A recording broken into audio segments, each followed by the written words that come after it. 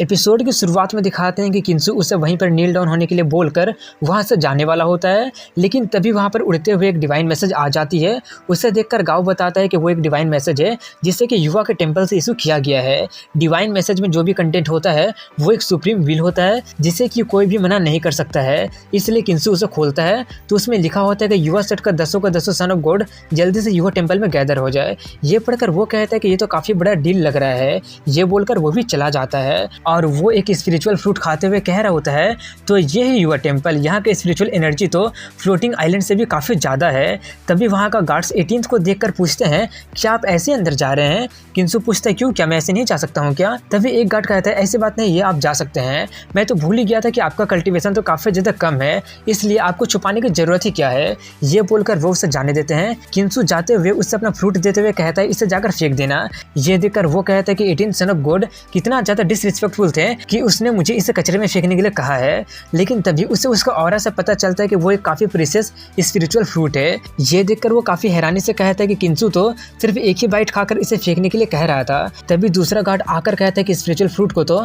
मैंने कभी स्मेल भी नहीं किया है, एक बाइट मुझे भी दे देना। तो वो गार्ड उसका एक बाइट खाकर कहता है कि मैं युवा में काफ़ी सालों से प्रैक्टिस कर रहा हूँ लेकिन कभी भी उसका जैसा जनरस गॉड को नहीं देखा हूँ। वहीं पर किंसु अंदर चला जाता है जहाँ पर वो जाकर देखता है कि सभी के सभी लोग अपना अपना आइडेंटिटी छुपाकर आए होते हैं और उनमें से एक किंसु को देखकर उसका मजाक उड़ाना शुरू कर दिया होता है कि अरे ये तो 18 सन ऑफ गॉड है ना, युवा का मजाक तो सच में यहाँ पर पहुंच ही गया। ये देखकर किंसु कहता है और ये बात तुम बोल रहे हो जो कि खुद को अंधेरे में छुपा कर रखा हुआ है, अगर हिम्मत है तो बाहर आओ। एक बंदा किंसु से कहता है कि सन्स ऑफ गॉड्स का बैटल लाइफ और डेथ का बैटल होता है, सो नेचुरली हम लोग अपना अपना आइडेंटिटी को छुपाएंगे। क्या तुम इस छोटे से कॉमन सेंस को भी नहीं समझ सकते हो क्या। ओ मैं तो भूल ही गया था कि तुम्हारा कल्टीवेशन लेवल इतना ज्यादा कम है, बाय द वे तुम्हें वो करने की जरूरत भी नहीं है और तुम बैटल में पार्टिसिपेट करने के लिए भी क्वालिफाई नहीं हो, तो क्यों ना तुम अपना सन ऑफ गॉड का सर्टिफिकेट हमें दे दो। ऐसा करने से कम तुम जिंदा तो रह पाओगे ना, नहीं तो तुम्हारा बॉडी सोल सब बर्बाद कर दिया जाएगा। किंसु हंसते हुए कहता है और तुम कौन होते हो ये बोलने वाला, अगर तुम अपना असली रूप दिखा देते हो तो तुम्हारे पास मेरा सर्टिफिकेट लेने का थोड़ा सा चांस भी होगा।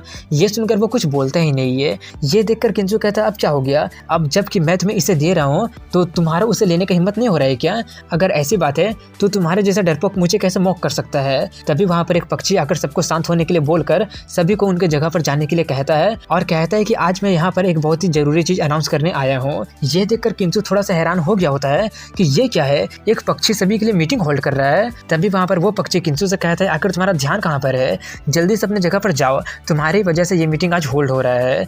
इसलिए किंसु जल्दी से अपने जगह पर चला जाता है और तभी वो पक्षी बताना शुरू करता है कि कुछ दिन पहले 18 सन ऑफ गॉड ने याओची का लंबे समय से खोया हुआ झोंगयांग सूत्र को ढूंढने में हेल्प किया था, जिसके कारण उनका फिर से पांचों का पांचों स्क्रिप्चर एक साथ आ गया है और उनका पावर फिर से पीक लेवल पर पहुंच गया है और इसको सेलिब्रेट करने के लिए वो लोग एक फेस्टिवल मना रहे हैं। तभी एक बंदा कहता है कि जहां तक मुझे पता है कि याओची का फेस्टिवल इमोर्टल्स के लिए एक ग्रेट इवेंट होता है जो कि लगभग 500 सालों से हेल्ड नहीं हुआ है। दूसरा कहता है कि ऐसा कहा जाता है कि लास्ट याओची का फेस्टिवल को एम्परर ने भी अटेंड किया था। तीसरा कहता है कि एम्परर आज भी अपियर नहीं हुआ है लेकिन 500 सालों में ये पहली बार है और ये एक ग्रैंड ओकेजन है। इसी तरह एक कहता है कि याओची का ब्यूटी देखे हुए काफी साल हो गया है, इसलिए मैं तो वहां पर जरूर जाऊंगा। वो पक्षी कहता है कि तुम जरूर जा सकते हो लेकिन उनके पास ज्यादा सीटें नहीं है। ये इवेंट उनके पीच फ्रूट को पककर तैयार होने से भी रिलेटेड है और उनके पास पीच फ्रूट काफी ज्यादा लिमिटेड है। याओची युवा सेट का हमेशा से एक अच्छा दोस्त बन के रहा है, इसलिए वो लोग हमें 3 जगह दे दिए हैं जिससे कि 3 सन ऑफ गॉड उसे अटेंड करने जा सकते हैं। लेकिन 18 में से 3 आखिर कैसे चुना जाए।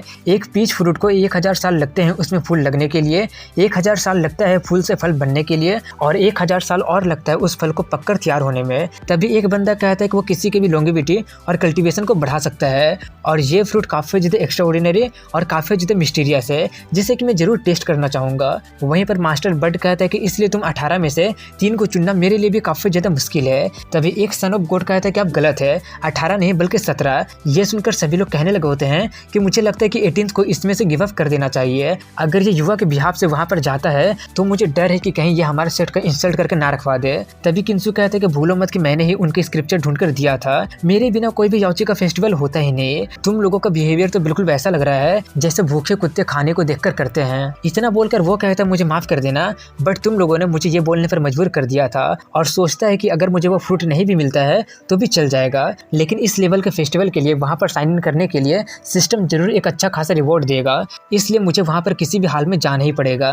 तभी एक सन ऑफ गॉड किंसु से कहता है कि ऐसा नहीं है कि हम आपको मौका नहीं दे रहे हैं, बल्कि इससे कोई भी फर्क नहीं पड़ता है कि कौन सा मेथड यूज किया जाए उन 3 जगहों को सिलेक्ट करने के लिए। दरअसल बात यह है कि तुम्हारा उसमें हारना तय है। लेकिन तभी मास्टर पक्षी सबको चुप करवा देते हैं और कहते हैं कि मुझे एक बहुत ही अच्छा आइडिया आया है। सिंपली कल्टीवेशन के बेस पर सिलेक्ट करना फेयर नहीं होगा, क्योंकि सभी के पास अलग अलग टैलेंट है और सभी लोग अलग अलग रिलम में भी है। और एक तरह का बहुत ही बड़ा क्रिस्टल बॉल को लाकर कहता है कि ये युवान पल है जो कि स्पिरिचुअल पावर को स्टोर कर सकता है। हालांकि तुम्हारे बॉडी की स्पिरिचुअल पावर तुम्हारे कल्टीवेशन से रिलेटेड है, लेकिन ये फिर भी उनसे अलग है और मुझे सिर्फ यही फेयर मेथड लगा है और इसमें सभी लोग पार्टिसिपेट करेंगे और इसमें सभी के सभी सन ऑफ गॉड अपने अपने स्पिरिचुअल पावर को इंजेक्ट करेंगे और जिन 3 लोगों का स्पिरिचुअल पावर सबसे ज्यादा होगा वही 3 लोग याओची के फेस्टिवल में जा पाएंगे। इसलिए वो सभी लोग अपने अपने स्पिरिचुअल पावर को उसमें इंजेक्ट करना शुरू कर देते हैं। तभी मास्टर बट कहते हैं कि सभी की स्पिरिचुअल पावर एक कलर को रिप्रेजेंट कर रही है और आखिरी तक जो 3 कलर सबसे ज्यादा जगहों को घेर पाएंगे वही तीनों इवेंट में जाने के लिए क्वालिफाई होंगे। वहीं पर एक बंदा कहता है कि किंजू आखिर तुम यहाँ पर कर ही क्या रहे हो, घर जाकर अपने फीमेल डीमंस के साथ क्यों नहीं खेलते हो। दूसरा कहता है कि ये युवान पल काफी ज्यादा स्पिरिचुअल पावर को कंज्यूम करता है, मुझे नहीं लगता कि किंजू 7 से 8 मिनट भी होल्ड कर पाएगा। इसी तरह सभी लोग उसका मजाक उड़ाने लगे होते हैं कि तुम उसका कुछ ज्यादा ही तारीफ कर रहे हो। आखिर एक ड्रंक बॉडी और यूजलेस पर्सन में आखिर अंतर ही क्या है। एक कहता है कि किंजू तुम्हें अपना सर्टिफिकेट हमें देकर बैटल से रिजाइन कर देना चाहिए, क्योंकि तुम सन ऑफ गॉड के पोजीशन को काफी सालों से लेकर बैठे हुए हो, इसलिए काफी सारे फोर्सेस हमें रिडिक्यूल करते हैं। ये सब किंजू बिल्कुल चुपचाप सुन रहा होता है। तभी एक बंदा किंजू के साइड में बोलता है कि मैंने सुना है कि आजकल किंजू ने कल्टीवेशन स्टार्ट कर दिया है और उसका कल्टीवेशन का ग्रोथ काफी ज्यादा रैपिड ग्रोथ है। ये सुनकर किंजू सोचता है कि ये अच्छा नहीं है कि कोई मेरे बारे में बोल रहा है। हालांकि चीजें अच्छी हो सकती है लेकिन लोग भी अच्छे हो ये जरूरी नहीं है। मैं सिर्फ यही कह सकता हूँ कि ये सन ऑफ गॉड मुझ पर नजर रख रहा होगा, अब से तो मुझे फ्यूचर में और भी ज्यादा केयरफुल रहना पड़ेगा। तभी एक सन ऑफ गॉड कहता है कि अगर किंजू आधे घंटे तक होल्ड आउट कर लेता है तो मैं अपने आप कंपटीशन से विड्रॉ कर लूंगा। इसके बाद आधे घंटे बाद का सीन दिखाया जाता है जहाँ पर किंजू बोर होते हुए कह रहा होता है कि वो कौन था जो कि बोल रहा था कि अगर मैं आधे घंटे तक होल्ड कर लूंगा तो वो चला जाएगा। अब आधा घंटा पूरा हो गया है, अब चुपचाप यहाँ से निकल जाओ। लेकिन इसका कोई भी जवाब आता ही नहीं है। ये देखकर किंजू मास्टर बट से पूछता है कि आपको क्या लगता है कि क्या करना चाहिए। वो कहते हैं कि उसने जो कहा उसे वो पूरा करना ही पड़ेगा।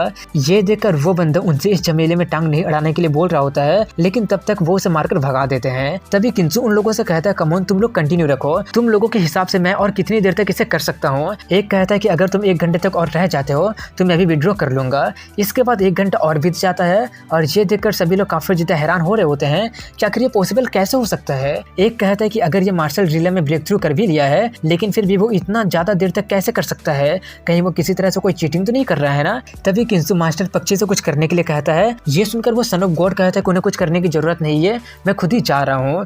ये बोलकर वो वहां से जाने लगता है और रुक कर किंजू से कहता है कि चाहे जो भी ट्रिक्स तुम क्यों ना यूज किए हो लेकिन तुम याओची में युवा सेट को बिल्कुल भी रिप्रेजेंट नहीं कर पाओगे।